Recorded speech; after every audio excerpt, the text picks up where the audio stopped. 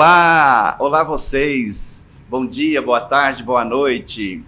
Estamos aqui felizes, alegres no nosso estúdio, que estamos recebendo aqui uma pessoa importante, uma pessoa muito ocupada, e eu consegui pegar um tempinho com ela para a gente conversar sobre tantas coisas, principalmente sobre o Outubro Rosa, que é um mês de conscientização, né, e prevenção do câncer de mama. E ela se dispôs a vir aqui e está dentro de uma movimentação grande. Ela tirou um tempinho para vir aqui conversar com a gente. Estou me referindo a Giselda Alcântara, a nossa secretária municipal de saúde, professora da UFCAT também. Obrigado, Giselda, por você ter aceito o nosso convite. Bom dia, boa tarde, boa noite, né? Como você mesmo disse. É um prazer estar aqui, poder falar um pouquinho, né, sobre as coisas que a gente tem desenvolvido aqui na cidade, e agradecer a você, Marcelo, pela oportunidade de estar aqui. Muito bom, eu que te agradeço sempre, porque é muito bom a gente estar entendendo um pouco da nossa saúde, da nossa movimentação aqui, né, nesse sentido, né, o que nós temos de benefícios, o que nós temos também de inovações. Hoje nós vamos ficar um pouco mais ligados no Outubro Rosa, mas não podemos deixar de falar um pouquinho, né, da saúde como um todo aqui em Catalão. Mas antes da gente começar nesse tema, eu gostaria de te deixar à vontade para você se apresentar para quem não te conhece. Bom, para quem não me conhece, né, meu nome é Giselda Vasconcelos Vieira de Alcântara. Estou aqui em Catalão há 17 anos, já indo para 18 anos.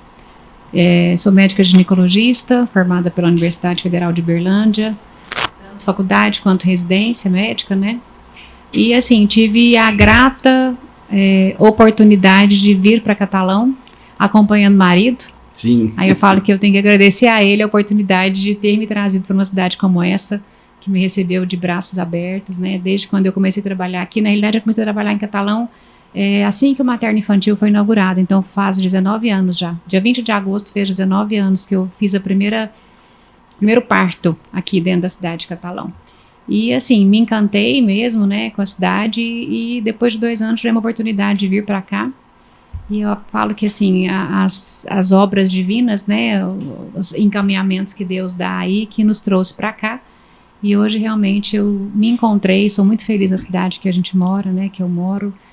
Com os meus filhos, tive um terceirinho aqui, né? Eu falo Sim, que Catalão me deu a oportunidade de ter mais um filho, que era um sonho, mas eu tinha um pouco de receio, né? Eu sou mãe de 3 filhos, Eduardo, Augusto e Afonso. Eduardo e Augusto são uberlandenses. E o sonho do terceiro, né? O Marcelo até brinca que é o fruto da minha insistência, porque realmente eu tinha muito desejo de ter o terceiro filho. Para muitos era o terceiro de ter uma menina, o desejo de ter uma menina, mas não, era o desejo de ter o terceiro filho. Eu sempre soube, assim, no meu íntimo, que seria um outro menininho.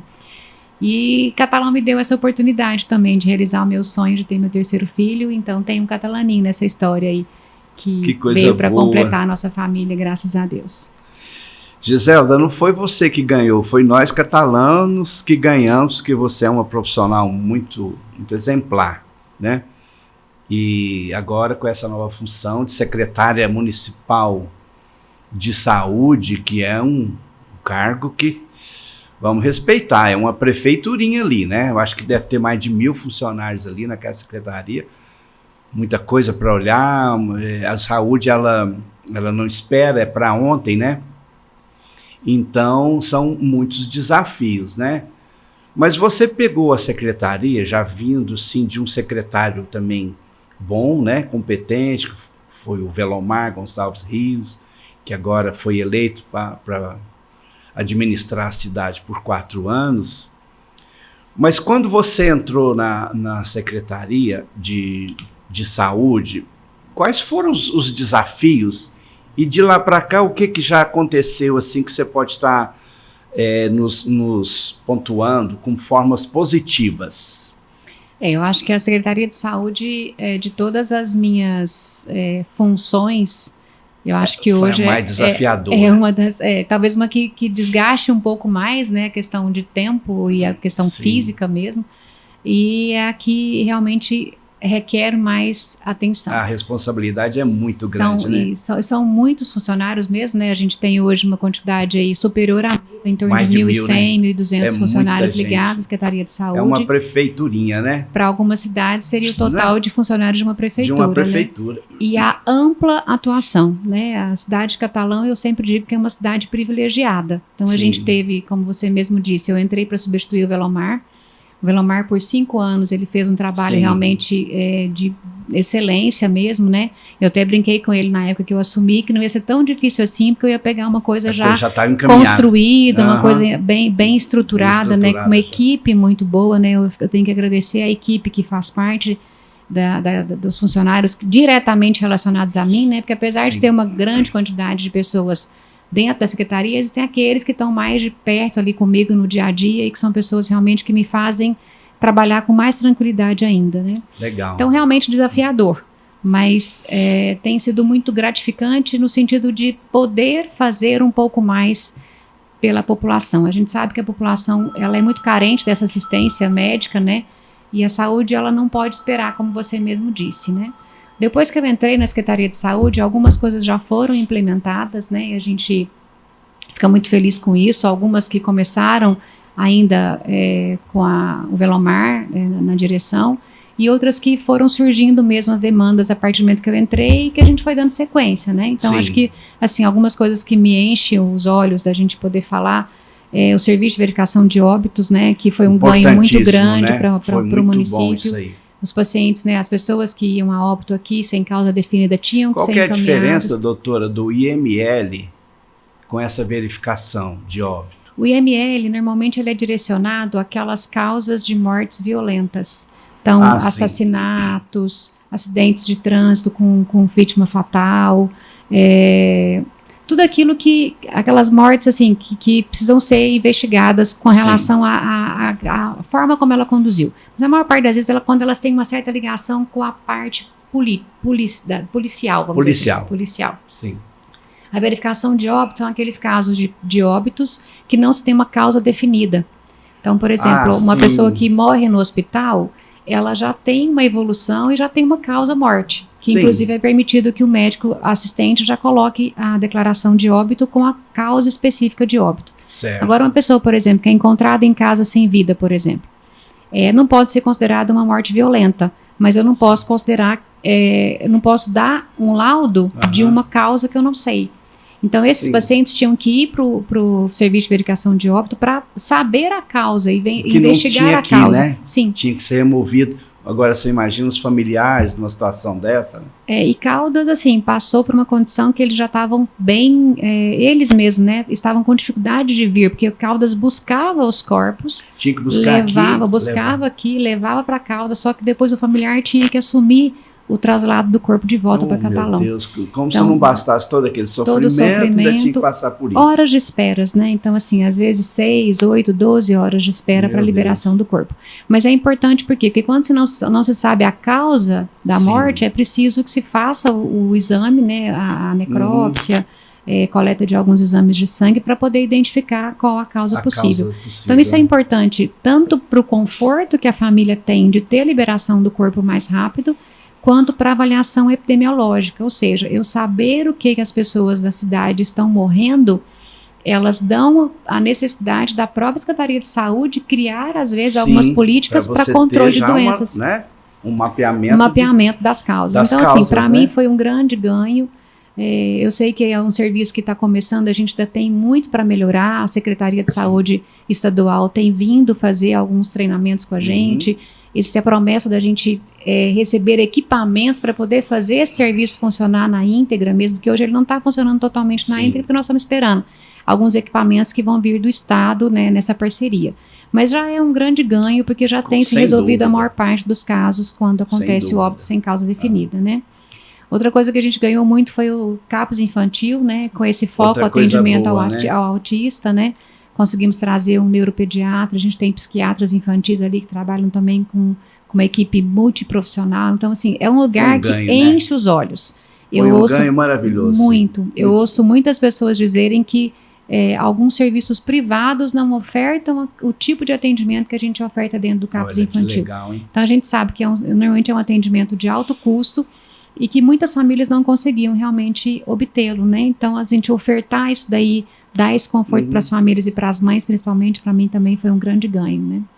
E aí, entre outros, a gente veio com CDQC, que hoje nós estamos com a média de 40 pacientes lá dentro. 40? No último número que me passaram, eram 40 pessoas dentro do CDQC por livre e espontânea vontade. Lá não se faz nenhum tipo de tratamento impositivo, né? O paciente procura, a pessoa procura, ela fica porque ela quer. As portas ficam abertas, ela pode sair a qualquer momento. Então, assim, é muito bom a gente saber. Ali é oferecido um alimento? Tudo, né? Tem a cama, né? Tem os alojamentos.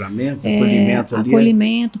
Tem 2 tipos de atuação no CDQC, né? Tem aquele que procura de livre e espontânea vontade, ele chega, ele é acolhido no primeiro momento, ele fica numa parte inicial, em análise mesmo, para ver se ele vai querer dar continuidade ao tratamento. Sim. Então, ele tem tudo ali, as refeições todas, o alojamento, o banho, o atendimento médico. Se um familiar quiser levar uma pessoa que está muito debilitada, que não está conseguindo ir com as próprias pernas, mas o familiar pode levar? Pode, mas ele não pode impor. O principal... A pessoa tem que querer ir. Isso, a principal coisa lá, o principal objetivo nosso é que a pessoa procure por iniciativa própria. Nós recebemos lá alguns pacientes no início, que até já receberam alta. Então, assim, o que é muito interessante lá? Nós estamos reinserindo pessoas no mercado de trabalho. Já tiveram algumas pessoas que já receberam alta, ficaram 90 dias lá e já estão trabalhando. Então, assim, reabilitaram, voltaram para suas famílias e voltaram para o mercado de trabalho. Porque tem pessoas que estão tão debilitadas, tá aí no mundo do álcool, das drogas, que não tem condições de ir, né? A gente recebeu pessoas lá em estado crítico de desnutrição, porque só bebia bebida alcoólica e não comia. Não comia nada. Tanto é que demorou, esse especificamente, ele demorou quase uma semana para conseguir fazer uma refeição completa, porque o estômago dele não aceitava. Sim. Porque ele só bebia cachaça. Só estava no álcool. Cachaça com laranja. Era o que ele comia, era cachaça e laranja. Então, assim, ele não tinha, o estômago dele não aceitava alimentação. Esse, inclusive, é um que já foi reabilitado, já voltou, inclusive, para o mercado de trabalho. Então, esse daí é um trabalho, já está trabalhando. Então, é uma coisa muito boa. Lógico que tem pessoas que, infelizmente, ficam um tempo e saem, mas, assim, só o fato de ter essa procura é muito positivo, né? E a família que desejar levar, né, se não for impositivo, né, a gente não faz nada de forma arbitrária, mas se for do desejo da pessoa, ela pode levar assim, que a gente acolhe. Isso foi um benefício tão grande, né? E tem todo um trabalho, né, a gente tem uma equipe multiprofissional, tem enfermeiros, tem psicólogos, tem pedagogo, tem equipes de trabalhos manuais. Eu fiquei encantado com a Lorena. Ela teve aqui o Rafael. A Lorena, a Fernanda, a equipe, né? A Lorena, meu Deus, Fernanda que pessoal preparado, assim, e além da preparação, né, técnica, eles também têm um coração, o lado humano, né? Humano grande demais, né? Eu fiquei maravilhado. Assim. A Lorena é uma pessoa, eu falo para ela é uma pessoa diferenciada, assim, ela tá no lugar certo fazendo o que tem que ser, ela é uma pessoa diferenciada. A gente vê nitidamente o amor. Pela causa, né, doutor José? A saúde mental de Catalão hoje, assim, eu falo agora como docente da universidade, né? Assim que o curso começou, eu dava aula para os períodos iniciais. Então, uma das minhas disciplinas era mostrar para os alunos como é que a rede de saúde se estruturava dentro de Catalão, a rede SUS. Sim. E eu lembro que eu tive com eles no CAPS adulto e eu fiquei tão contrariada do que eu encontrei ali, isso há 5 anos, né? 5, 6 anos. Porque não tinha, na realidade não tinha. Então, ver a evolução do que a saúde mental dentro de Catalão desenvolveu ao longo desses anos, realmente é de encher os olhos. Então, hoje a gente tem, assim, o CAPS adulto funciona bem, o CAPS infantil funciona bem, o CAPS AD lá, o CDQC, ele funciona como um CAPS AD, que é o CAPS álcool e drogas. Né? E ele é um CAPS AD3. O que é o CAPS AD3? É um CAPS que funciona 24 horas por dia. E agora, recentemente, também para poder fechar essa rede de assistência da saúde mental, nós conseguimos os 5 leitos de internação psiquiátrica dentro da Santa Casa. Então, assim, fechou. A saúde mental hoje, ela funciona. Então, assim, há 5 anos que eu tive uma decepção quando eu fui apresentar para os alunos o que era saúde mental. Hoje é um orgulho para a gente. Porque, assim, ele funciona, é um serviço que funciona na íntegra e com pessoas engajadas e, assim, lógico, com a chancela do prefeito, né, que não fosse também pela cabeça dele de ousar também conceder QC, porque eu falo que o Adib ele é meio ousado, né? Eu sempre falo isso. Ele ousa. Ele topa umas paradas grandes. Ele ousa, ele encara as coisas assim que você fala, não vai dar certo, isso né? não vai dar certo. E eu falo que assim, essa percepção dele de algumas coisas realmente é muito positiva. Ele lá na frente. E ele é ousa médico. Médico, então já tem também toda uma visão da coisa assim mais, né, técnica, mais profissional também. E isso tem dado muito certo, né, porque tem trazido certo. melhorias realmente incríveis, né, para o nosso município em relação à assistência em saúde. Sim. A doutora quer falar da UPA, da Santa Casa um pouquinho? Olha, a Santa Casa, a gente também, dentro desse processo, aí eu já posso falar um pouquinho mais depois que eu assumi, né? A gente fez uma parceria com a Santa Casa, a gente reforçou, né? O serviço público hoje, Marcelo, a gente tem a perspectiva de fazer parcerias com hospitais privados, né? Enquanto você não consegue ofertar aquele serviço. Então, a gente tem hoje parcerias com os 3 hospitais. Isso é muito bom. É a prestação de serviço de alguns serviços que a gente não consegue ofertar na íntegra. Então, é a parceria público-privado, né? Sim. E a Santa Casa é a nossa parceira, sempre foi, né? A maternidade do município hoje funciona lá. Temos parceria com leitos de UTI, a cirurgia onde funcionava geral. o materno-infantil foi para Santa Casa. Sim, a maternidade, ela funciona hoje na Santa Casa. E onde era o materno-infantil, hoje é o pronto atendimento pediátrico também, né? Que nos enche de orgulho, também, porque assim, eu vejo... Funciona super bem. Funciona super bem. Esses dias até a doutora Débora, procuradora do município, me mandou uma mensagem logo cedo, ela falou assim, eu queria compartilhar com você uma coisa que eu acabei de ver agora. Ela compartilhou comigo algumas conversas de um grupo que ela faz parte, de mães, falando sobre os atendimentos dos seus filhos. Então, isso é bom, né? E a maioria elogiando muito. Pessoas que, inclusive, têm plano de saúde, que procuram o serviço público e dizendo que lá eles encontram um atendimento melhor até do que hospitais privados. Então, assim, isso enche os olhos da gente, né? De dizer que nós estamos no caminho certo. Também né? Receber um elogio é bom, né? Porque a gente sabe que tem, assim, algumas vezes que tem pacientes que reclamam, às vezes tem uma demora de atendimento, mas eu falo que, assim, criança, principalmente, é sazonal. Tem época que todas as crianças adoecem. Então, tem fila, tem tempo de espera. Sim. E muitas pessoas, às vezes, elas ficam um pouco incomodadas com isso. Mas a gente está trabalhando para poder ofertar o melhor serviço possível também lá no ponto de atendimento pediátrico, né? E a UPA? A UPA, nós estamos passando por uma reforma lá também, né? Ela está terminando a reforma. A UPA hoje, a gente recebeu no começo, na verdade, acho que foi no mês de maio, a gente recebeu uma visita aqui do pessoal do estado. Até quando estava naquele auge da questão da dengue, eles queriam fazer algumas proposições de atendimento emergencial para a dengue. Nós tivemos aquela perspectiva do hospital de atendimento especificamente da dengue, né? Mas naquela época eles vieram fazer uma visita. E aí eu ouvi da boca de uma das pessoas diretamente ligadas à Secretaria Estadual de Saúde que nós temos a melhor UPA do estado de Goiás. Olha, que então, legal. Assim, é uma UPA realmente que ela dá gosto de ver, né? Bom. A gente tem hoje um atendimento de excelência. Funciona muito bem ali, a gente só vê, assim, claro que tem alguém que às vezes está ansioso, quer um atendimento rápido, mas a gente ouve muito elogio, doutora, muito elogio da UPA. Nós temos lá na UPA, nós temos... Atendimento rápido, humano.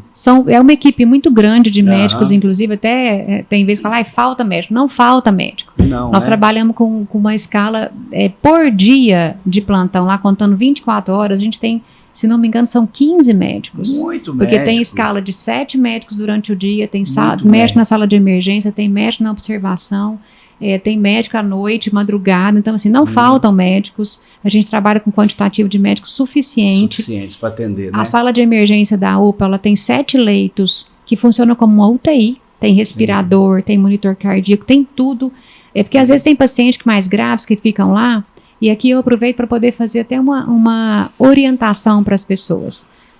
Muita gente, às vezes, elas não entendem como é que é a logística, o que a gente tem mais de reclamação da UPA, são aqueles pacientes que precisam de um atendimento além de um atendimento de UPA. Porque o paciente chega lá, vamos supor, chega lá com uma queixa e é um problema cardíaco, tem que fazer um cateterismo, por exemplo. Então, não é feito aqui, não é feito na UPA, quer dizer, é feito aqui em Catalão. Só que, mas não é feito lá. Não é feito Angioplastia, um cateterismo. Angioplastia, isso. Aí, esse paciente tem que ser referenciado para o serviço de referência do Estado. Porque quando o município não tem o serviço, quem tem a obrigação de ofertar é o Estado. E o Estado, ele se organizou para conseguir fazer esses serviços. Sim. Aqui em Catalão, a gente tem o serviço do Nasser Fayad, que é o atendimento de hemodinâmica. Só que ele é ligado ao Estado. E as pessoas Sim. não entendem isso. Então, a gente tem que colocar na regulação estadual, para a regulação estadual pegar a ordem que foi solicitado o atendimento desse paciente e depois ele, então, encaminha para o hospital de referência. Só que tem alguns serviços, por exemplo, vou citar um exemplo de um paciente que está lá agora, um aneurisma dissecante de aorta, que é um problema na aorta abdominal. Sim. Esse não faz aqui. É um problema de vascular, só que aqui em Catalão nós não temos esse serviço. Então, nessa condição, eu preciso regular para o Estado. E aí o Estado, ele vai ver qual hospital credenciado a ele que consegue dar esse tipo de atendimento. Então, esse é um problema porque demora às vezes. Sim. E as pessoas, elas ficam muito ansiosas para essa vaga. Só que assim, acalmá-las, por quê? Porque o que tem que ser feito, normalmente está sendo feito lá na UPA, enquanto aguarda essa transferência, entendeu? Então, porque muitas vezes demora. a pessoa está ali infartada, né? Infartou. Então é para ontem, tem que acudir aquilo ali na hora, mas infelizmente tem que passar por esse processo, porque não tem outro caminho, não né? Tem outro Às caminho. vezes precisa de uma UTI, né? A UTI também é um outro problema que nós temos, que as UTIs que a gente tem também no município hoje são todas vinculadas ao Estado. Pois é. E que também a partir do 1º de setembro houve uma mudança. Esses leitos são geridos totalmente pelo Estado. Então nós não temos autonomia. Então não tem como eu interferir que um paciente seja encaminhado. Sim. Porque assim, querendo ou não, Marcelo, vamos falar o que é.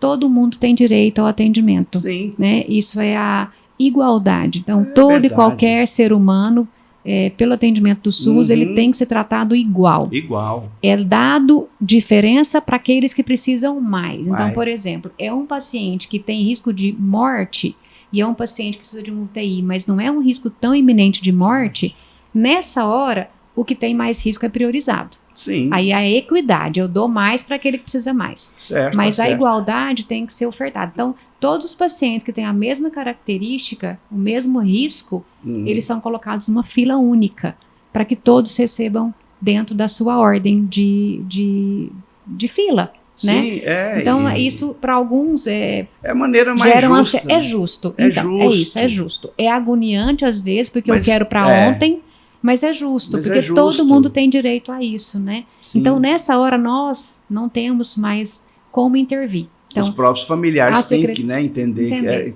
que é justo. A Secretaria de Saúde não consegue, o vereador não consegue, o prefeito não consegue. Já é uma outra questão. É uma outra questão. Nós estamos tentando pensar numa alternativa para isso, porque a gente fica, às vezes, com as mãos amarradas, esperando por essa vaga do Estado. Mas hoje, o que nós temos é isso. Não deixa de atender o paciente, só que às vezes demora um pouquinho mais, isso acaba gerando um pouquinho mais de ansiedade para o paciente. Mas aí eu olho para um lado bom, que é o hospital regional.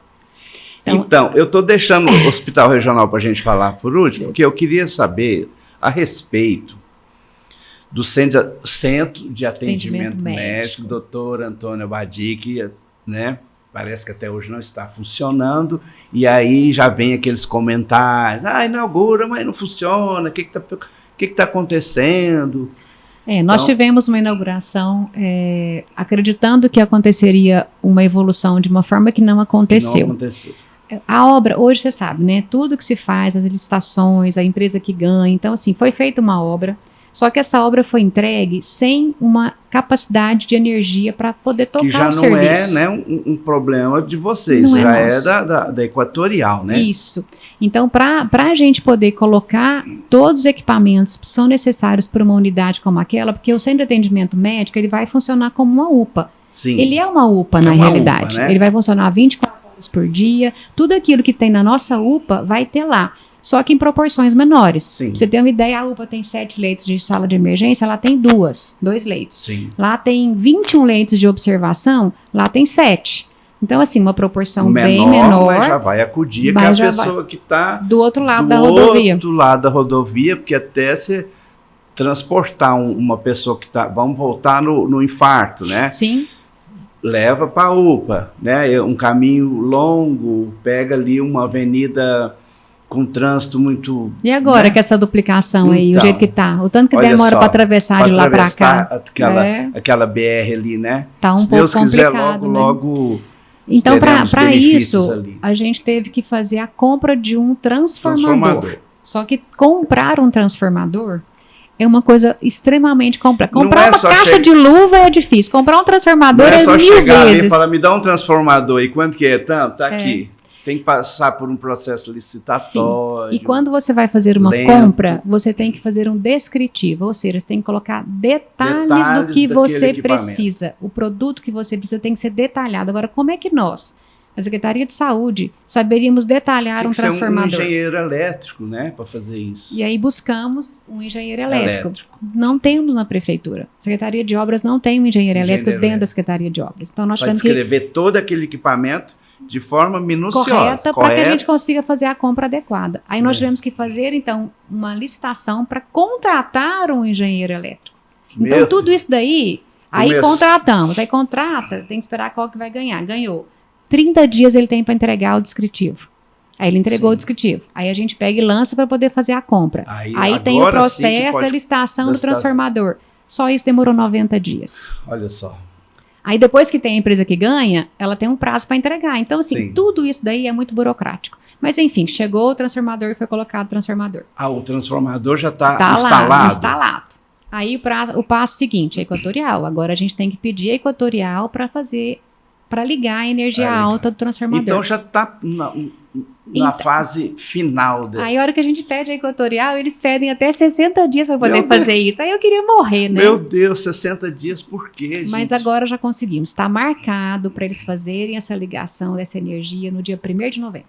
Então, 1º de novembro vai ligar a energia alta. Aí ligou a energia alta, aí eu consigo montar o gerador. Porque tem equipamentos ali que precisam de... O raio-x, por exemplo. Lá vai ter um aparelho de raio-x. Se não tiver... Lá, para você ter uma ideia, a máquina de lavar o piso, se liga a máquina de lavar o piso, a energia cai. Então, como é que eu vou ligar um raio-x que gasta energia demais? Como é que eu vou ligar um respirador? Então, não tem como, não é seguro. Sim. Né? Então, a gente optou para ser seguro, só começar a funcionar quando tiver a parte elétrica totalmente pronta. Então, dia 1º, a Equatorial faz essa ligação lá, vai fazer a energia alta. E a partir daí a gente já pode solicitar, então, um técnico de radiologia da empresa para vir ligar o aparelho de raio-x.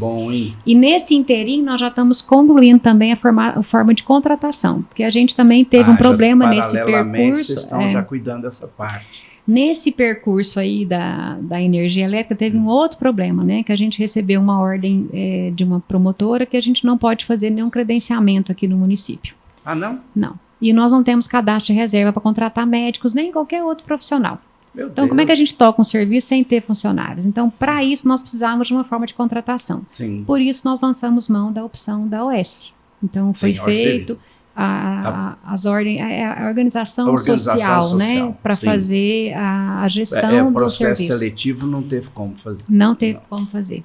Então, aí, para a gente poder também contratar a OS, existe todo um processo burocrático. Você tem que lançar o edital do que você quer que a OS te oferte. Aí vai ter as OS que manifestaram interesse, elas manifestam interesse, tem o prazo. Então, assim, essa contratação da OS, ela foi definida na sexta-feira passada. Nós já temos a OS que vai ser a responsável pela gestão daquele serviço. Então, agora a OS vai começar, assim que tiver tudo homologado, que agora nós estamos no prazo de recurso. Então, uma OS ganhou, né? Agora tem a outra que ela pode fazer alguma solicitação de recurso, que é o que é legal dentro desse processo de contratação. Sim. Então, nós temos um prazo aí para definir, mas provavelmente a gente já está definida qual é a OS que ganhou o processo licitatório. Ah, legal. E aí, depois que definir realmente que vai ser essa, ela vai começar o processo de contratação. Então, assim, nós estimamos que agora, eu espero que realmente seja, que a gente comece a funcionar no máximo até o dia 15 de novembro. Eu queria que fosse até um pouco antes. Eu acho que entre 10 e 15 de novembro o serviço vai estar funcionando totalmente com tudo aquilo que tem para ofertar para a população. Então, no máximo aí, eu coloco um prazo para você, 15 de novembro. Como vai ser um benefício para aquele lado ali, né, doutora? Ali deve ter aproximadamente umas 40 mil pessoas morando ali, né? Muita gente, daquele lado de lá, né? É muita gente. Então, e sem falar que, assim, um benefício enorme. Se o serviço for habilitado como UPA, né, como pronto atendimento de urgência e emergência, ele vai poder receber também as pessoas das cidades vizinhas, né? Então, Ouvidor e Três Ranchos também vão poder usar daquele serviço ali, né? Muito bom. Vamos falar um pouco da grandiosa obra que é o Hospital Regional. Em que pé que está lá, doutora? O regional, nós estamos praticamente com 98% da obra concluída. Sim. Então, assim, são detalhes agora mesmo de acabamento, mas está praticamente toda concluída a obra. Uhum. A gestão, né, do hospital. O hospital foi cedido para a universidade. Sim. Então, o hospital ele vai ser federalizado. Sim. Ele já está em documentação federalizada. Então, doado à universidade, hoje ele é um hospital federal, um hospital de ensino, que a gente chama, né? Sim. E que vai ser gerido pela EBSER. Sim, seria o hospital de clínicas de Uberlândia, clínicas, né? De Goiânia, um hospital das clínicas. Vai ser um hospital de ensino. E ele vai ser gerido pela EBSER. EBSER. Então, nós estamos, assim, numa fase bem avançada também de negociação, já não é nem negociação, né? Nós estamos ajustando as fases finais de início de funcionamento. E o mobiliário, os equipamentos?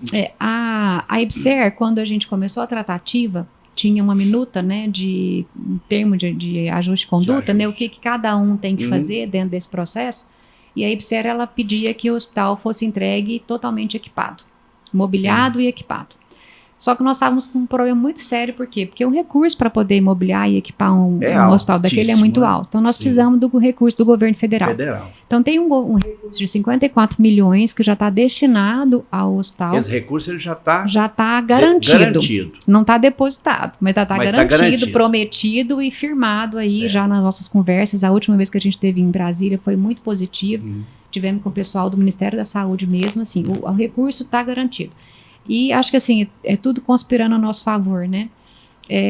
Anteriormente, vamos colocar 1 mês e meio atrás, esse recurso teria que vir para um fundo municipal para que a Secretaria de Saúde comprasse esses equipamentos. Só que houve uma mudança na legislação. E hoje é possível que o Ministério da Saúde, ele repasse o recurso diretamente para a EBSER, e a EBSER quem faça essas compras.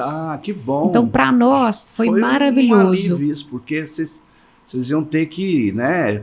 E eles têm a expertise, né? Eles estão hoje gerindo mais, olha, não sei o número não, mas é em torno de 80 hospitais federais. A EBSER, ela é responsável pela gestão no Brasil inteiro. Então, assim, eles têm expertise. O que eles vão ter que comprar, quais são os equipamentos. Daria um outro trabalho enorme para vocês, né, adequarem equipamentos, móveis. Eu acredito que esse processo, estando nas mãos da EBSER, a gente vai ter ganhado aí uns 6 meses, viu? Na execução dessa parte aí de compra de materiais, equipamentos e tudo mais. Então, eu estou vendo com bons olhos, e assim, uma coisa que a gente tem feito nessas reuniões que a gente faz com a EBSER, por isso que eu te disse que eu acho que algumas coisas vão melhorar com o serviço, né, quando o regional estiver funcionando. Com certeza. Porque eles nos pediram. Vou baixar o ar um pouco. Eu estou com uma mão gelada aqui mesmo. Tá frio, tá gelado isso aqui. Quando a gente fala assim em relação às melhorias de assistência, porque que eles nos pediram, o pessoal da EBSER? Eles pediram que a gente fizesse um relatório com o que a gente tem na cidade. Então, eu fiz um levantamento de tudo que a gente tem de prestação de serviço para a população. Sim. Serviços de média e alta complexidade. Sim. Então, e de especialidades, né? Então, por exemplo, um cálculo renal. Se tem um cálculo renal hoje, nós não temos nenhum serviço aqui que faz tratamento de cálculo renal. Nem na urgência e nem eletivo. E é um problema que a gente tem, assim, todo santo dia. Muito, então, né? é um que eu falei para eles, a prioridade, eu preciso que priorize. A cirurgia vascular, a urologia com a questão renal, endoscopia de urgência e emergência. Então, assim, eu fui pontuando o que nós precisamos ter, que vai resolver muito desses casos de pacientes que ficam na UPA, aguardando a transferência para outro município, porque aqui não faz. Não faz, né? Então, uma das coisas que eles vão fazer é atender essa nossa solicitação, de começar com aquilo que é um problema para nós hoje na assistência. Então, por isso que eu falo que a hora que a gente tiver o regional funcionando, vai ser um ganho, assim, para a população. Eu imagino. De uma forma, não dá nem para questionar, vai ser um divisor de águas na saúde. Na área oncológica. Então, aí que vem a parte boa. Na última reunião, tem notícias boas. Nós fizemos uma reunião com a EBSER há 15 dias. Na idade, nem tem 12 dias. E nessa reunião, eles nos propuseram, porque lá, qual que era o combinado? O combinado era assim, começar o serviço funcionar, ele tem que começar a funcionar. Sim. ele tem que ter o QNES, que é o que prova que o serviço está funcionando, para depois a gente fazer a solicitação de recursos para a construção do hospital oncológico. Tem um espaço lá reservado para construção. Pra esse fim. Isso. Só que aí, o que eles nos pediram? Eles falaram que, assim, analisando a relação dos serviços que eu coloquei lá, que são ofertados, os que não são ofertados no município, sim, eles nos propuseram que a gente coloque uma ala do hospital para funcionar a oncologia. Então, que a gente já comece com a oncologia. Só que tem um pequeno problema. A radioterapia precisa ter toda uma estrutura própria para montar o serviço de radioterapia. Sim. Então, a radioterapia não seria possível. Mas seria possível a gente fazer o diagnóstico, então, pacientes que têm suspeita de câncer, fazer um diagnóstico, sim, ter um hospital, um médico oncologista clínico, oncologista cirurgião, para operar esses casos de câncer dentro das especialidades, sim, e dar andamento na quimioterapia. Então, nós faríamos o pré, né, o diagnóstico, a cirurgia e a quimioterapia. Ficaria só fora hoje a radioterapia. A rádio, né? Então, assim, quando me perguntaram se a gente estava de acordo, eu falei, nossa, eu não tenho nem que pensar, eu te dou a resposta instantaneamente. Né? Porque eles pediram assim, eles vão ter que tirar uma parte, né, uma ala do hospital, para poder montar a oncologia. E a gente vai reestruturar o espaço, sim, físico para poder colocar a oncologia sem prejuízo daquilo que a gente tinha programado, né? É tão sofrido, né, doutora, que a pessoa precisa fazer uma quimioterapia. Eu tive essa triste experiência dentro lá da nossa família, meu cunhado, marido da minha irmã, que já infelizmente faleceu. Nós começamos a levar ele no Araújo Jorge, em Goiânia, depois Barretos, e ele ficava muito debilitado. É um tratamento muito agressivo, muito, né, agressivo, a quimio, né? Com muita dó, porque o paciente vai numa van, por exemplo, a maior parte dos nossos pacientes, né, vão numa van, fazem a quimio, volta numa van, enjoando, vomitando, mal-estar. Né? Já vai ser um grande ganho, né? E assim, outras coisas que a gente vai ter que associar, por exemplo, cuidados paliativos. Nós não temos hoje cuidados paliativos. Sim. Aqueles pacientes que já estão no nível avançado do câncer e que não tem mais perspectiva de tratamento, eles também precisam ser cuidados, e aqui nós não temos. Então, eu ainda falei para eles, olha, nós vamos colocar oncologia, nós vamos colocar oncologia desde o diagnóstico, sim, até o último dia desse paciente, com serviços também de cuidados, né, paliativos. Então, assim, isso daí é uma coisa que acabou de ser falada, né? Então, assim, nós já estamos começando com um serviço aí que eu já acho que vai ser um grande diferencial. Tendo a perspectiva de trazer a oncologia para ele, é um outro ganho, assim, sem precedentes para o nosso município, para a região como um todo, né? Sim. Porque o hospital regional ele vai atender a macro-região, ele vai atender 54 municípios, 1 milhão, né, de pessoas. São 54 municípios, é a macro do estado de Goiás. Muita gente, mas que benefício, hein, que a região ganhou, hein? Com certeza, né? Que isso? O quanto nós vamos poder resolver, né? O quanto a gente vai deixar de ter que mandar pacientes para fora e nós vamos passar a ser a referência, né? Então isso vai ser um grande ganho. Tem uma previsão quando que esse hospital vai estar funcionando na sua plenitude? Então, o que está pegando agora é a liberação desse recurso de 54 milhões. Sim. Porque com ele, o serviço do hospital, ele tem 220 leitos, né? Ele não vai ser começado com os 220. Vai, sim, começar, eles chamam de faseamento. Eles vão começar por etapas. Tem as fases, né? Isso. A coisa vai... Sim. Não crescendo assim. Isso. Começa tipo assim com 50, 60 leitos. Aqueles leitos começam a funcionar bem, porque o serviço, quando você começa um serviço novo, você tem que ir aprimorando, né? Vão surgindo, sim, coisas que vão ter que ser modificadas, que vão ter que ser acrescentadas. Então, eles vão montando os serviços aos poucos. Aí tá funcionando na íntegra 60, a gente passa para mais 60, até conseguir chegar na plenitude dos 220 leitos, né? Então, assim, eu acredito que eu tinha esperança de que isso fosse até mais ou menos meados do ano que vem. Ano que vem, né? Quando a gente teria que comprar esses equipamentos. Agora, com a Epsera assumindo, eu vejo talvez uma perspectiva de ser um pouco antes. Talvez acelere um processo. Só que nós estamos presos no recurso, né? Porque se o recurso não sai, o município não consegue arcar com esse valor hoje. Não tem. É muita grana. É muito dinheiro. Então, assim, nós estamos com fé que, como já foi dito, né, oficialmente falado, que o dinheiro vem, que o recurso vem, eu espero que esse recurso chegue aí o quanto antes, né? E o recurso para manutenção desse hospital? Olha, quando ele tiver... É federal, né? Ele vai ser... Mas vai ter uma contrapartida... Tem que ter a contrapartida do município e do Estado, né? Inclusive essa minuta, né, com os detalhes de responsabilidades, vamos dizer assim, né? Dele consta realmente, todo serviço público da saúde ele tem que ser tripartite, né? Então tem que ter recurso do município, do Estado e do governo federal. União. Isso, então é tripartite. Então então vamos falar já que nós estamos falando de câncer, vamos falar do câncer de mama, né, doutora? Nós estamos com o nosso tema central hoje, nós estamos no mês de outubro, e é um tema, assim, que causa, assim, muita, né, responsabilidade desse setor da saúde, porque está crescendo o número, né? E, então, eu acho que esse outubro rosa é para despertar, né, a consciência para a preservação. Parece que eu andei dando uma lidinha lá no Google, esse negócio veio lá dos Estados Unidos, sim, né? Começou lá. Então, fale um pouco do surgimento desse outubro e da importância disso para a gente. O Outubro Rosa, ele veio com a finalidade de chamar as mulheres para cuidarem da sua saúde, principalmente voltada para a questão do câncer de mama. O câncer de mama hoje é o câncer que mais acomete as mulheres. Sim.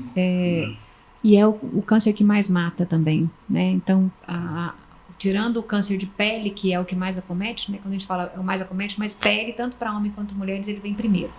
O segundo é câncer de mama, mas como o câncer de pele ele tem uma evolução mais tranquila, né? A maior parte das vezes, que o câncer mais agressivo de pele é o melanoma, mas aí ele não está incluído nisso, é o câncer de pele e não melanoma, né?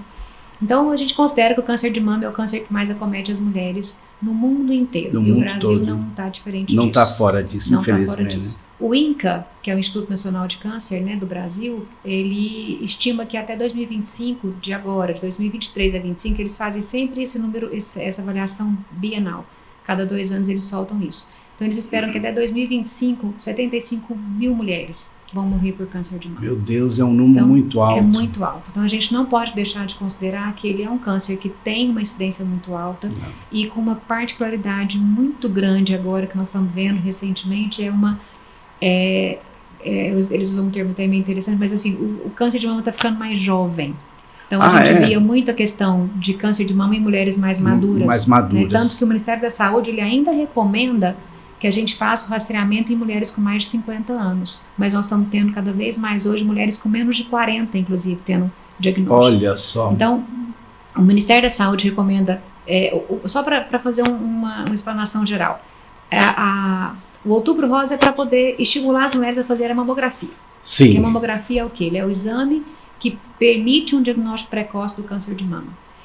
Não que o autoexame não seja importante, não que a mulher conhecer a sua mama não seja importante. Mas não substitui a mamografia, sim, né? Porque quando você palpa e você nota um nódulo, esse nódulo poderia ser visto na mamografia antes dele ser palpável como nódulo. Então, isso daria a possibilidade de um diagnóstico mais precoce e um tratamento mais tranquilo. Tranquilo. Menos mutilante, menos invasivo e com uma chance maior de cura. Quando ele tem o diagnóstico precoce, ele tem mais de 95% de chance de cura. Só que quanto mais tarde ele é diagnosticado, menos essa possibilidade, né? Menor é essa possibilidade e mais difícil é o tratamento, que já tem que entrar quimioterapia, radioterapia, cirurgia. Então a gente sabe que quanto mais precoce, melhor esse tratamento, mais chance de sucesso. Então a mamografia, ela rastreia. O que é rastrear? Eu pego todas as mulheres daquela faixa etária e faço elas fazerem mamografia. Aquelas que não têm nada, ótimo, mas aquelas que têm alguma suspeita, elas vão para o passo seguinte, a confirmação. Sim. Então, com isso, a gente consegue diagnosticar mais precoce um câncer de mama e já fazer o tratamento no momento mais oportuno, né? Então, o que a gente recomenda, a gente segue aqui em Catalão, a gente segue a recomendação da Sociedade Brasileira de Mastologia, que já recomenda rastrear a partir de 40 anos. O Ministério da Saúde coloca de 50 a 69, que eu também não concordo muito. Por quê? Porque as mulheres mais maduras, elas podem ter o câncer de mama. Então, se eu parar de fazer mamografia em quem tem 70, eu vou perder a chance de diagnosticar e tratar mulheres com mais de 70 anos.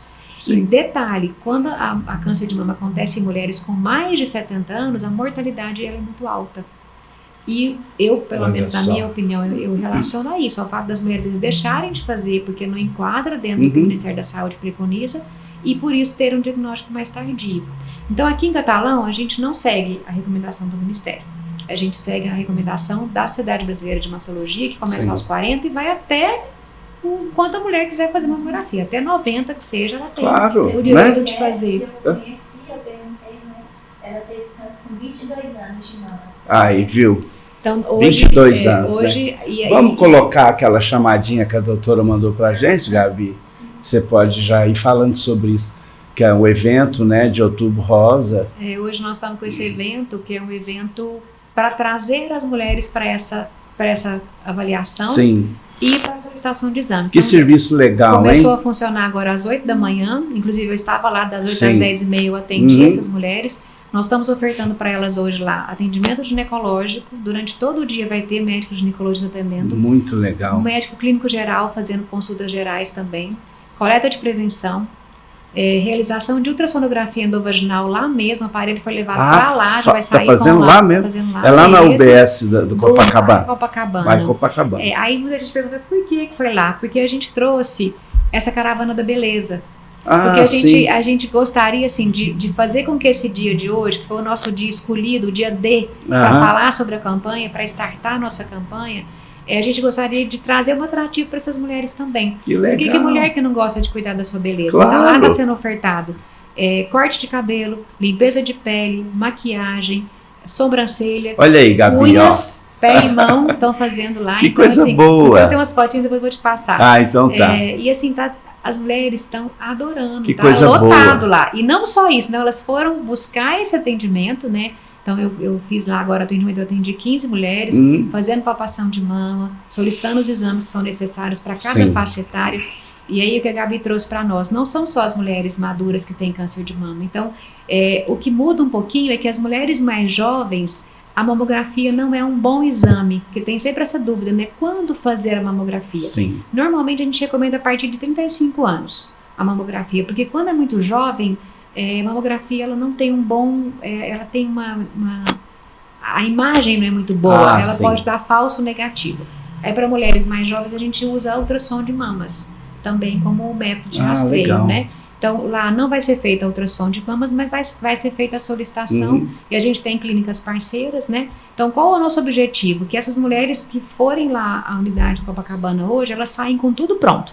Coleta de prevenção, mamografia agendada, ultrassom endovaginal realizado, estão sendo feitos exames de sorologias também, então o paciente quer fazer para saber se teve contato com sífilis, HIV, hepatite, vacinação também está sendo feito. Legal, e um acordo que nós temos um mamógrafo do município, né? Tem um mamógrafo lá no centro de diagnóstico e nós temos ainda contrato com a Santa Casa e com a Clínica Imagem. Então, não faltam vagas de mamografia para as nossas pacientes.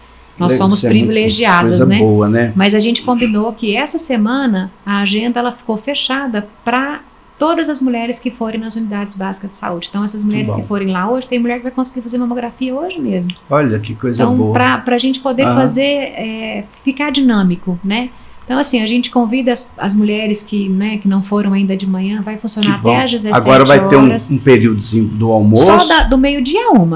A gente nós deixamos um pedacinho pequeno, ficou das 8 a meio-dia, das 13 às 17. Às 17 horas. Então, durante todo o dia esse atendimento, e não que elas não possam fazer isso depois, né? Em todas as unidades básicas de saúde são ofertados coleta de prevenção. Qualquer médico pode fazer a solicitação da mamografia, então aquelas que não puderam por algum motivo participar desse dia hoje, que procura as unidades básicas de saúde. Então, assim, o Outubro Rosa, ele já entrou na cabeça das mulheres. Sim. É muito bonitinho elas chegarem e falarem assim, eu vim porque é o mês que eu tenho que fazer a minha rotina. Então, pelo menos assim, alerta para que elas realmente olhem para si, né, cuidem de si. Eu pus uns tópicos aqui, doutora, você já falou algum deles, câncer de mama, causas, sintomas, diagnóstico, tratamento e prevenção. Então vamos lá nas causas. Tem alguma causa, alguma coisa que está... Olha, causa tem, assim, algumas pacientes têm um caráter genético, mas a gente não pode ficar só em cima disso. Isso, tem um tipo de gene que está relacionado a câncer de mama. Então, quando as mulheres têm um câncer muito cedo, muito jovem, normalmente tem um caráter genético. Mas aqui, a maioria das mulheres que tem diagnóstico, elas não têm ninguém na família. É a primeira que aparece. Então, não dá para a gente considerar só isso, né? Tem alguns fatores de risco, vamos dizer assim. Então, mulheres que não tiveram filhos, porque a gestação e a amamentação protege essas mulheres do câncer de mama. Mulheres que não têm uma vida saudável, porque a gente sabe que qualquer tipo de câncer, a obesidade, o sedentarismo, o consumo de bebida alcoólica. O tabagismo é um que não é muito forte para o câncer de mama, mas não vamos estimular aqui não, né? Não, lógico. Eu acho que é só o câncer de mama que não tem uma relação muito grande, mas não tem assim, não tem uma relação muito certa de que o câncer de mama seja aumentado pelo tabagismo, mas pelo álcool sim. O álcool sim. O álcool sim. Então, assim, o que a gente estimula? Que as mulheres tenham hábitos de vida saudáveis. Então, assim, controle de peso, a obesidade é um fator de risco. Então, fazer atividade física, ter uma alimentação saudável, diminuir o consumo de bebida ou não ter o consumo de bebida, né? E lógico, o cigarro também deve ser desestimulado. Ter cuidado quando não tem filhos, então a gente tem que ter um olhar mais cuidadoso para aquela mulher que não engravidou ou que teve filho, mas não conseguiu por algum motivo amamentar. Essas mulheres têm um risco maior. O uso do anticoncepcional e o uso da reposição hormonal, existe uma controvérsia, assim, eles não são capazes de causar o câncer. Eles podem estimular para aquelas mulheres que já têm uma certa tendência. Porque existe uma confusão. Não vou fazer reposição porque dá câncer de mama. Não dá câncer de mama. Assim, né? Não é bem assim. A gente tem que avaliar muito bem o perfil da paciente antes de propor que ela faça a reposição hormonal. Porque ele não dá câncer, mas ele pode realmente acelerar o processo quando a mulher já tem essa tendência. Sintomas, o diagnóstico, né? basicamente, diagnóstico. O diagnóstico, se você toca, você pode sentir. Mas o diagnóstico que é melhor é pela mamografia. Então, a mamografia consegue fazer o diagnóstico bem precoce, numa fase em que às vezes ele nem é palpável como nódulo, e que é o momento mais fácil de fazer o tratamento. Porque a mamografia deu alterada uma vez por ano. A recomendação, o Ministério da Saúde fala também quando é BIRADS 1, que é um achado totalmente normal, que é um jeito que a gente tem de classificar a mamografia, que pode ficar 2 anos. Mas eu, particularmente, eu não oriento, não. Eu sigo a Sociedade Brasileira de Mastologia, que é anual. Uma vez por ano. Né? Uma vez por ano. Por isso que assim, a gente já tem percebido que as mulheres, todo mês de outubro, elas vão para fazer os seus exames de rotina. E uma vez diagnosticado, né, uma vez suspeitado, ele tem que ser confirmado, aí precisa ir para uma biópsia, né, para poder tirar o tecido, para poder fazer a análise, e uma vez confirmado o tratamento. Aí o tratamento hoje ele é muito diversificado, porque depende muito do tipo do tumor, do tamanho do tumor, do tipo da pessoa, então assim, é uma coisa bem individualizada. É químio e rádio, né? Se for muito precoce, é só cirurgia e rádio. Cirurgia e rádio. A quimioterapia é quando já tem suspeita de ter passado para a axila, para o gângliozinho da axila. Então já foi um diagnóstico um pouquinho mais tardio. Normalmente a quimioterapia já tem um risco de que esse tumor já saiu da mama. Então quando ele é bem precocezinho, às vezes nem precisa da quimioterapia, né? Da metástase. O primeiro lugar que normalmente o câncer de mama vai é para debaixo da axila, para os linfonodos axilares. Tanto é que hoje se faz também uma avaliação chamada linfonodo sentinela. É como se fosse assim, aquele primeiro linfonodozinho que foi acometido por uma célula cancerígena. Se tem suspeita desse linfonodo já ter, o paciente já tem que ir para quimioterapia, porque deixou de ser só na mama e já passou para um outro lugar. Então já é um tratamento um pouco diferente, né? Porque a rádio também é um tratamento, assim, bem agressivo, né? Mas ele é local, né? Que a quimio é sistêmica, o paciente toma aquele remédio na veia, então assim, muda todo o corpo, né? A radioterapia é mais naquele lugar, ela é menos agressiva do que uma quimioterapia, né? Agora, sintomas. O sintoma, para aparecer sintoma, já é um câncer avançado. Aí vai mudar a cor da mama, ela vai ficar vermelha, ela vai ficar com aspecto de casca de laranja, ela vai ficar com caroço que fica deformando a mama, o bico do peito vai entrar para dentro, que também é uma outra coisa que chama a atenção. Então, assim, esperar um sintoma ter um diagnóstico tardio. Tem que ser mutilada, né? Aí são pacientes, né? São pacientes que normalmente já tem que ir para a retirada total da mama, que é a mastectomia, que é muito mais mutilante, muito mais agressivo e com menor chance de cura, porque já com certeza, se já chegou a uma condição como essa, já passou para axila e já pode ter ido para outros lugares. Aí fica bem mais difícil. O tratamento já é bem mais complexo, né? Mais e com menor chance de cura, né? Não que não tenha chance, mas é que já fica um pouco mais difícil a gente conseguir a remissão total da doença, né? Então não pode esperar ter sintoma. Não pode. A questão é mamografia, que é quando você pode fazer o diagnóstico mais cedo, né? Coisa boa. Doutora, vamos tomar um cafezinho? Vamos tomar um cafezinho. Porque são assuntos assim, né? Pesados. Né? A gente toma um café e vamos tratar.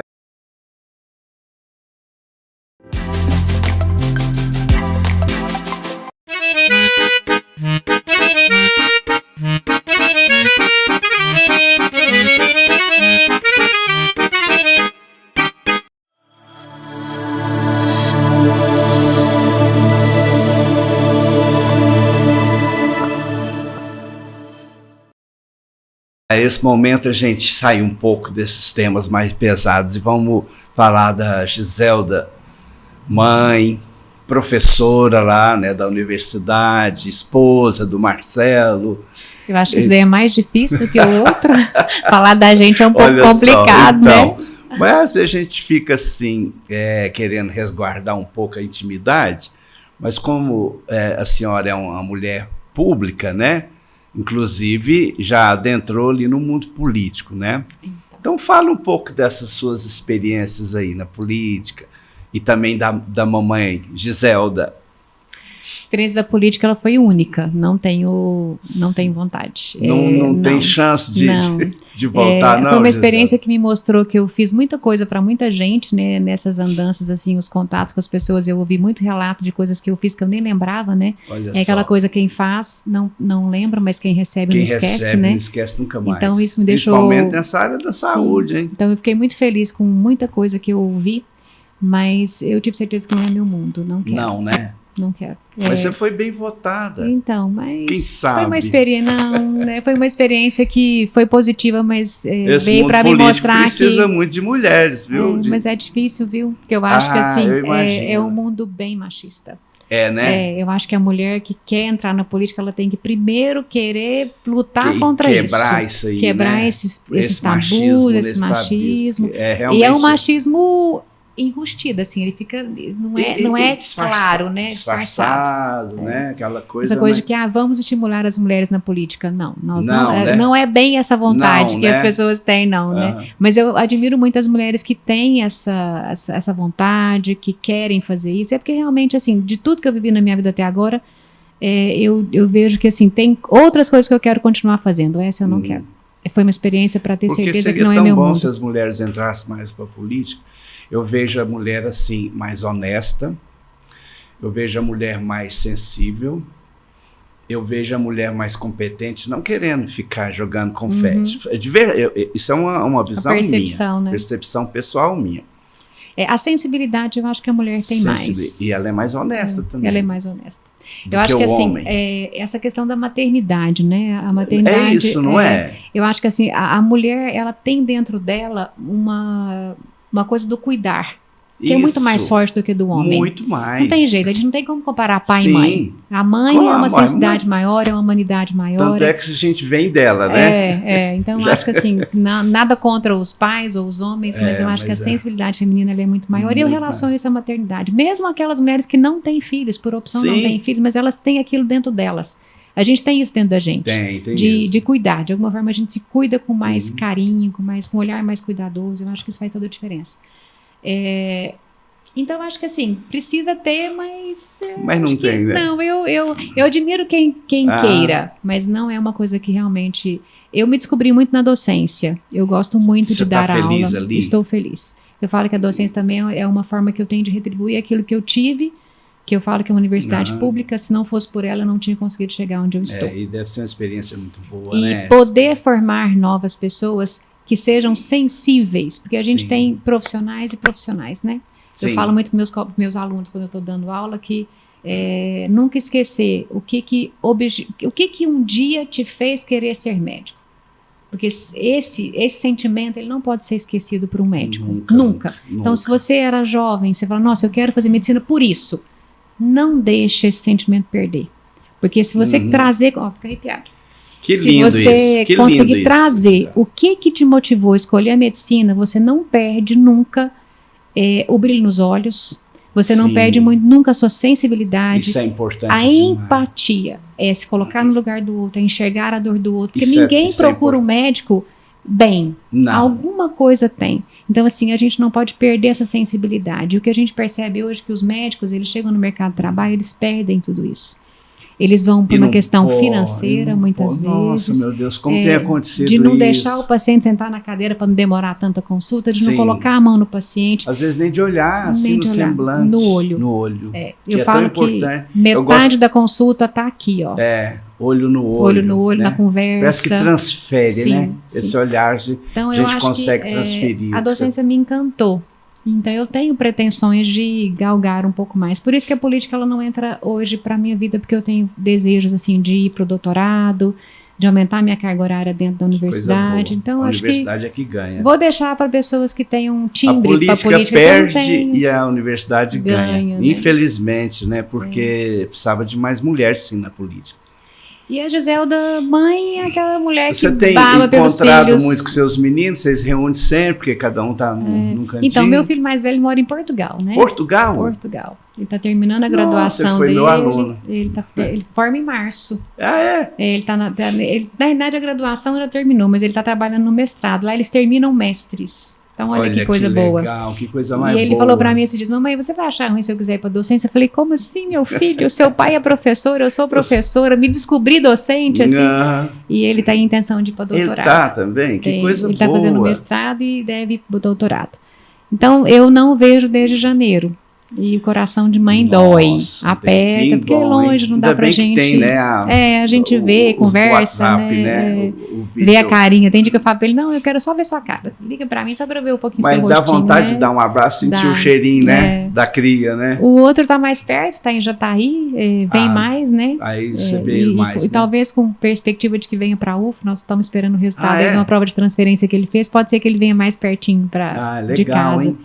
E o pequenininho, né? O catalaninho que eu tive, que hoje é o nosso bebê, como diz o Marcelo. 15 anos. 15, né? 15 bebê, anos. Né? Bebezinho, meu bebezinho de 1,80 m. Ai, meu Deus. E que são a razão do meu viver, você né? Fala, você fica com o olho eu fico emocionada. Eu acho que a maternidade... Você fica com o olhinho brilhando, né, Gisele? Não é à toa que eu escolhi a obstetrícia, né? Eu falo que a maternidade é uma coisa forte demais na minha vida, desde quando eu me entendo por gente. Nossa, meu Deus. E assim, ter os meus filhos foram, assim, momentos que... talvez o que eu vivi de melhor na minha vida toda até hoje foi ter os meus filhos. Presente de Deus. Quando a gente fala realmente... A gente tem um quadro aqui que eu falo uma palavra e você responde. Vamos lá? Vamos lá.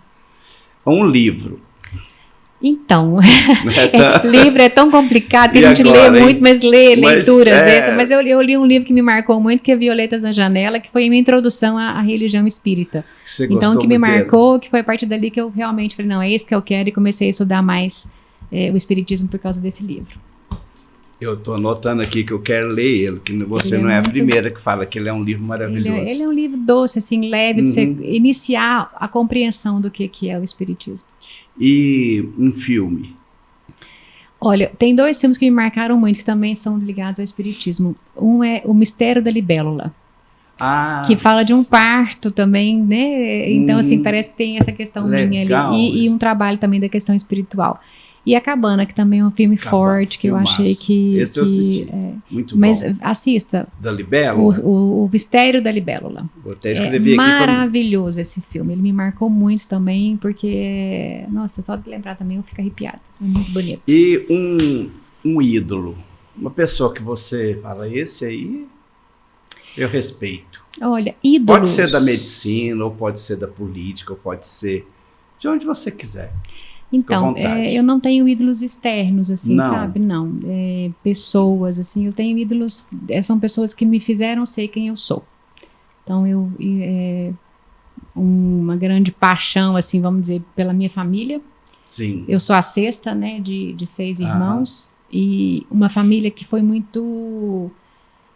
lutou muito para conseguir tudo. Nós somos 6 irmãos formados para a universidade pública, sem condição financeira nenhuma, e que todos estão assim no mundo aí fazendo um diferente, né? Fazendo um diferencial na vida de muita gente.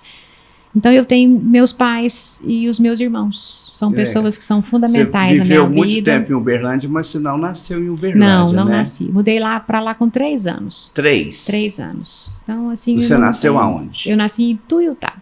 Tuiutaba? Mas um acidente de percurso, né? Eu sou goiana, teoricamente. É porque minha mãe queria laquear e na cidade que a gente morava, que é do interior de Goiás, não tinha médicos. Então ela foi ter o parto lá para fazer a laqueadura, né? Olha mas só, eu sou uma mineira, mas era para ser goiana, Goiana. Né? Mineirinha, fugida e voltou.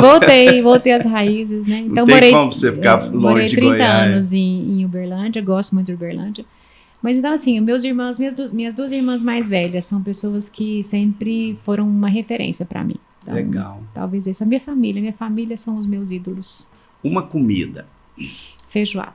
Eu também adoro. Esse tempinho que tá mais fresquinho agora tá bem, né? Dá bem. Mas gosto muito de cozinhar. Mas a feijoada a feijoada é boa. Eu também. O meu prato predileto é feijoada. Eu gosto muito.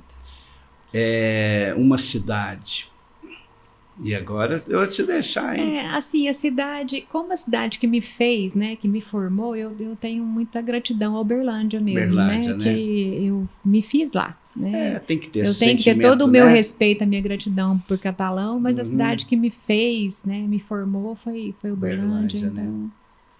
Um time de futebol. Flamengo. Em casa todo mundo, né? Ontem foi por pouco, hein? Sofremos, hein? Flamengo. O Marcelo deu... Eu tava com medo ontem, viu? Te confesso que ontem eu achei que ia dar problema. O Marcelo fala que os meninos, quando nasceram, ele deu 5 segundos para escolherem um time deles. Como eles não falaram nada, viraram todos flamenguistas. São 3 flamenguistas mesmo. Lá em casa é assim livre, espontânea pressão. Livre, espontânea pressão. Flamengo. E para encerrar, uma recordação, uma saudade.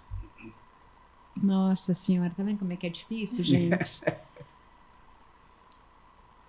Ai.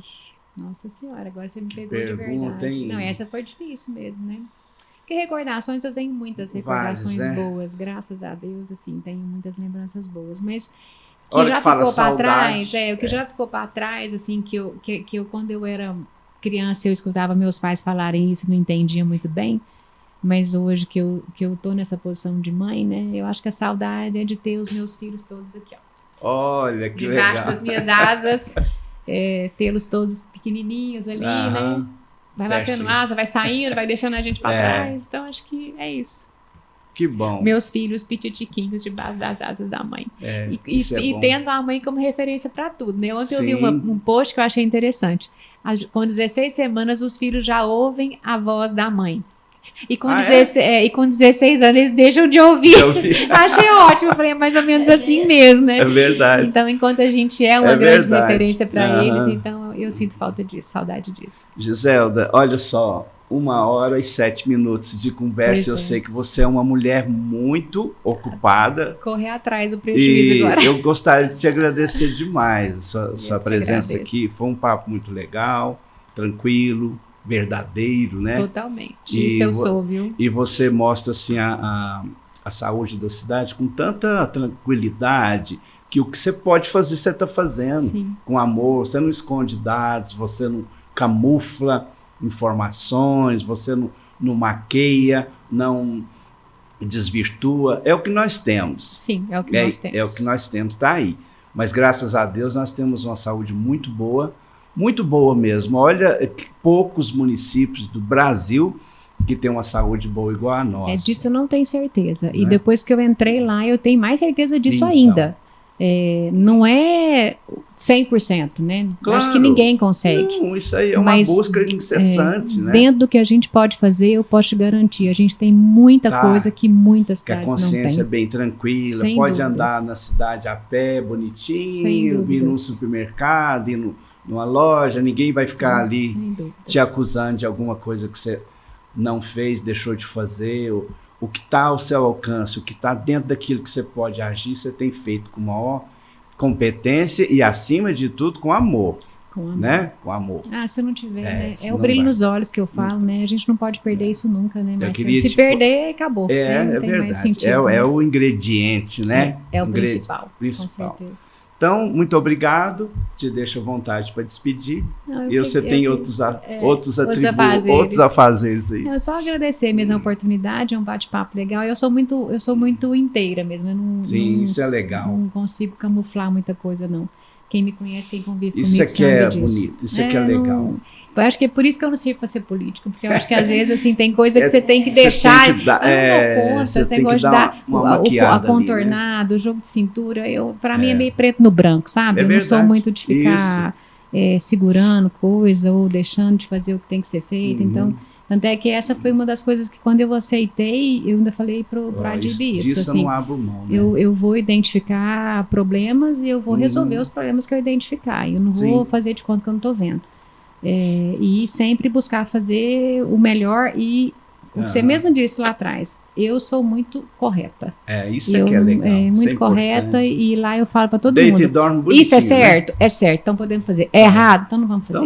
Então só para fazer errado, ou fazer de qualquer jeito, ou ter risco de dar um problema depois, a gente não faz. Melhor não, né? Não, melhor não. Então é o preto no branco, é o correto e vamos lá, vamos tocando que eu acho que tá dando certo, né? Tá acabando. Tá acabando. Não, mas você é uma pessoa que tem que ser aproveitada mais aí nessas áreas aí. Agradeço Amanhã nós vamos estar inaugurando ali o Clube do Povo. Pois é, mais uma grande obra aí, né? Mas o Adib não para de inaugurar coisas boas pra gente, tá todo mundo convidado, né? Isso. E mais uma vez, Giselda, obrigada. O TV Você tá sempre aberto. Eu que agradeço. Quando você tiver alguma novidade, alguma notícia, pode vir contar para a gente aqui. Estou sempre às ordens também. Muito obrigada pela oportunidade. Obrigada, Gabi. Obrigado, Gabi. Eu gostaria de encerrar, de passar os nossos endereços para quem gosta de estar vendo as nossas entrevistas. Lá no Instagram, nós temos aí o TV Você Catalão, é só ir lá. Temos todas as nossas entrevistas lá. E essas entrevistas, elas ficam arquivadas lá no YouTube. Para quem quiser rever nossa entrevista, não teve tempo de ver ela de forma integral, é o www.tvvocê.com.br e nós temos aqui, daqui, QR Code. Esse QR Code aí é só você puxar ele aí que você vai ter também todas as nossas entrevistas disponíveis. E para vocês que ficaram com a gente até agora, muito obrigado e até uma próxima oportunidade, se Deus quiser, e Ele há de querer. Tchau, até a próxima. Há de querer.